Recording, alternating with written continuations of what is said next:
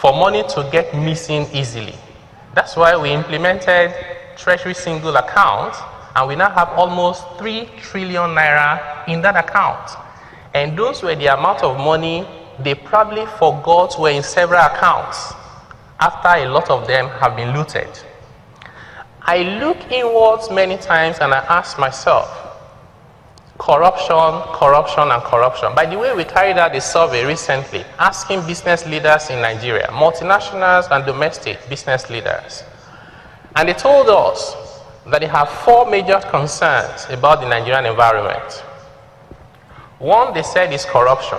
2, they said, is poor infrastructure. 3, they said, is the poor level of human capital. And number 4 is macroeconomic uncertainties. Now, you need to deal with those issues. Some of them you can do overnight. Some will be long-term planning and strategy required. If you take corruption, for example, I have my doubts whether indeed we are fighting corruption even now. I am of the opinion that we are fighting some corrupt people and not corruption itself.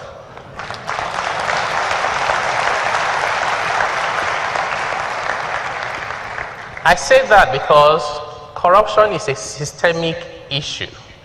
We need to look into the fundamental issues why those things happen. How is it possible for someone to register thousands of ghost workers and be collecting their salaries for years? How should it be possible for contracts to be awarded to fix roads over and over again and nothing was ever done? How should it be possible that you were a governor and you left office and years after that you could continue to collect salaries as a governor? We need to go into the root cause, build institutions, strong ones, both political institutions and economic institutions, and we must put controls in place and ensure transparency. I should be able to go online and see financial statement of Nigeria because I'm a stakeholder.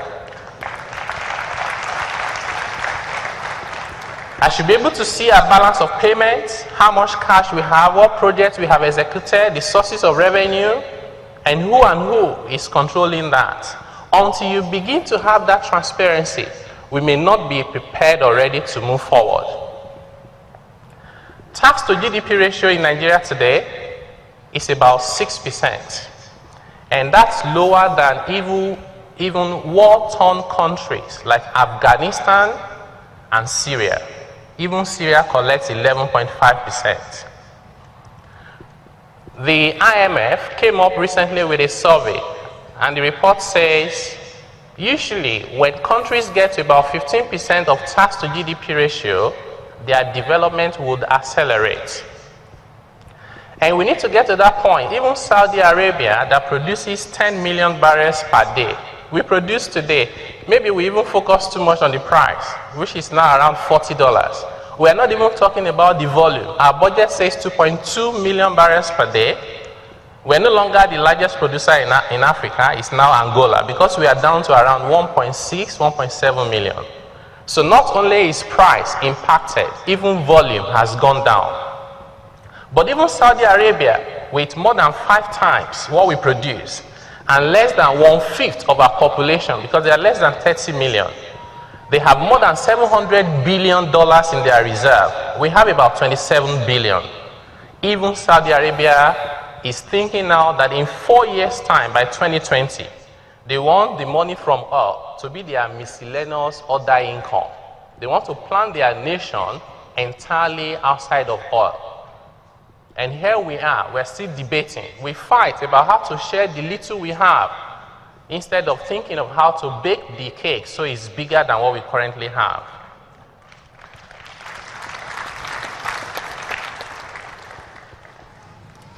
We have seen people who went to filling stations carrying generators on their head. Not because they love to do that, because they wouldn't sell for them in jerry cans.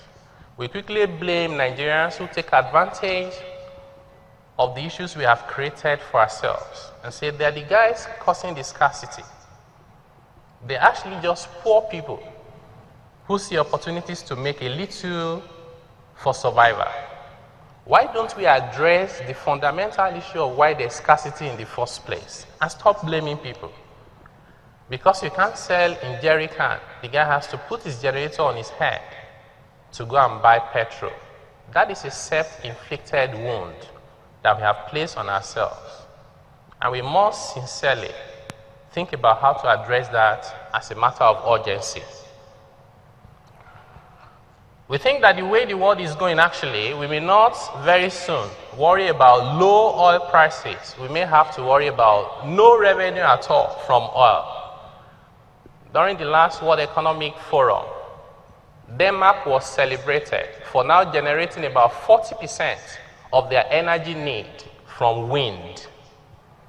The largest solar power plant in the world is now in Africa, in Morocco. We now know that cars can drive and run on batteries. We know that we are now testing an aircraft that runs on solar power. All over the place, technology is helping us to gain energy efficiency. There's talk about climate change. So what all these are pointing to is that the demand for fossil fuel will continue to fall. On the other hand, the supply will continue to rise, partly because of technology. Shale oil and gas is now commercially viable. America is self-sufficient. They're thinking about exports. And on top of that, we're having new discoveries. Iran is just coming back on stream. They said we must get to 4 million barrels per day. When you put all of this together, what it's telling you is supply will continue to outweigh demand. And what that means in economics is that price will continue to fall. We shouldn't wait until that point where nobody needs our oil, or wait until we export the final barrel of crude oil to realize that we have nothing else to fall back to.